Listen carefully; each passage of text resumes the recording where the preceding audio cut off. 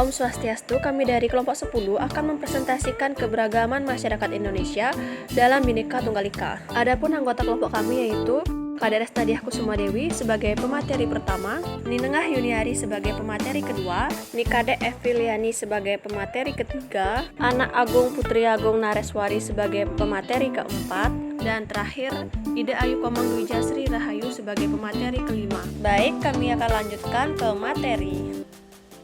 Saya Resta sebagai pemateri pertama akan menjelaskan makna Bhinneka Tunggal Ika dalam keberagaman Indonesia. Bhinneka Tunggal Ika berasal dari kata neka yang berarti macam atau aneka, kemudian tunggal yang berarti satu dan ika yang berarti itu. Jadi Bhinneka Tunggal Ika dapat diartikan berbeda-beda tetapi tetap satu juga.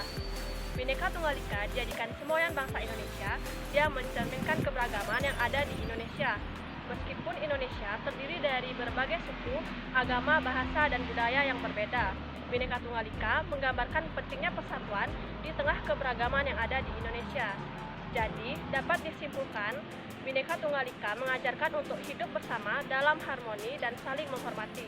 Sekian dari saya, untuk materi selanjutnya akan disampaikan oleh teman saya. Saya Ninengah Yuniari sebagai pemateri kedua. Di sini saya akan menjelaskan tentang keberagaman suku bangsa dan budaya di Indonesia. Yang pertama yaitu keanekaragaman suku bangsa di Indonesia, yang kedua keanekaragaman budaya bangsa di Indonesia, yang ketiga keanekaragaman agama di Indonesia, dan yang keempat, yang terakhir yaitu keanekaragaman ras di Indonesia. Keanekaragaman suku bangsa di Indonesia berdasarkan buku Etimologi Nasional Indonesia tahun 2004, jumlah suku bangsa di Indonesia mencapai lebih dari 1.300 suku bangsa.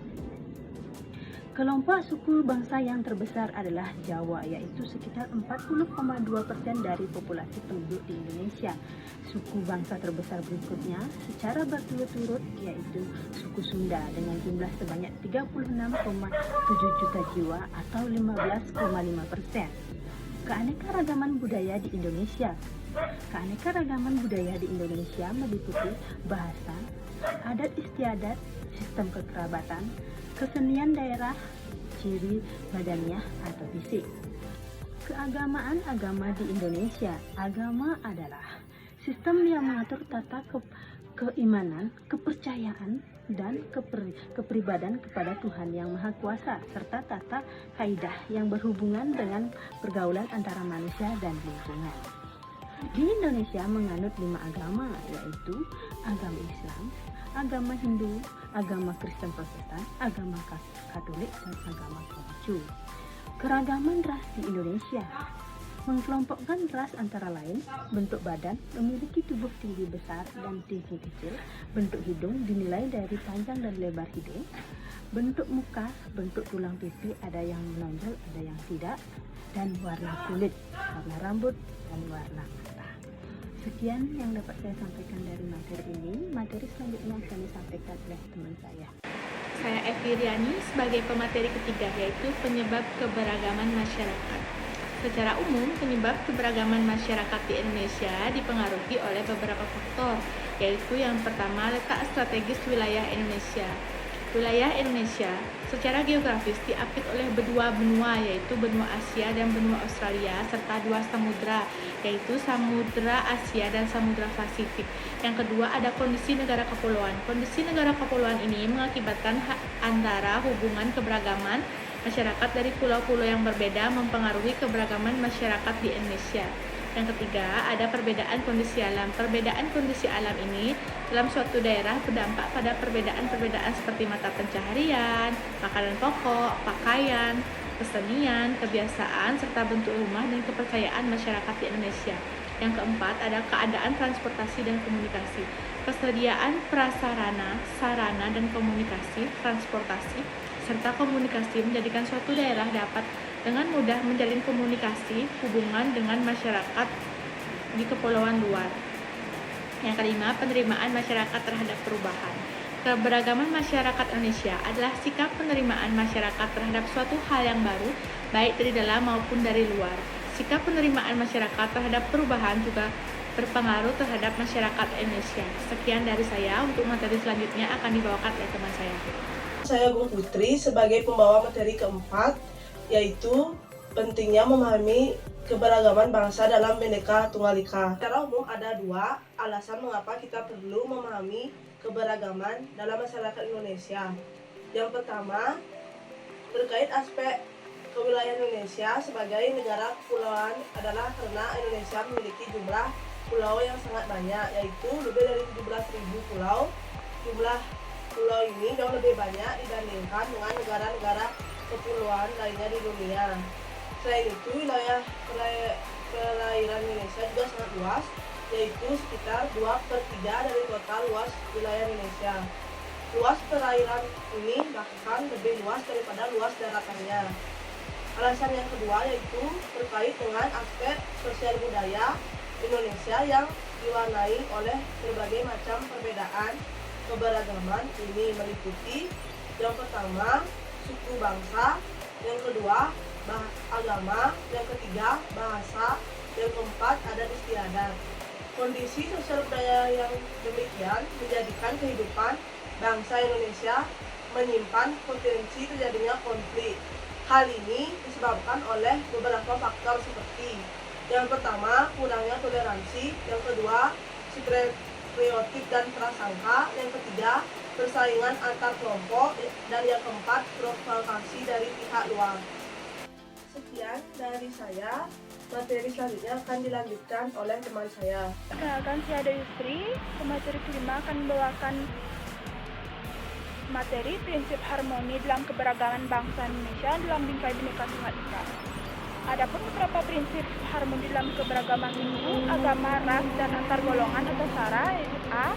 Saling pengertian merupakan prinsip di mana terdapat kesamaan pemahaman dan rasa empati antar sesama anggota masyarakat. Hal ini dapat terwujud ketika setiap individu mampu memahami sudut pandang, perasaan, dan kebutuhan orang lain serta bersedia untuk menerima perbedaan yang ada.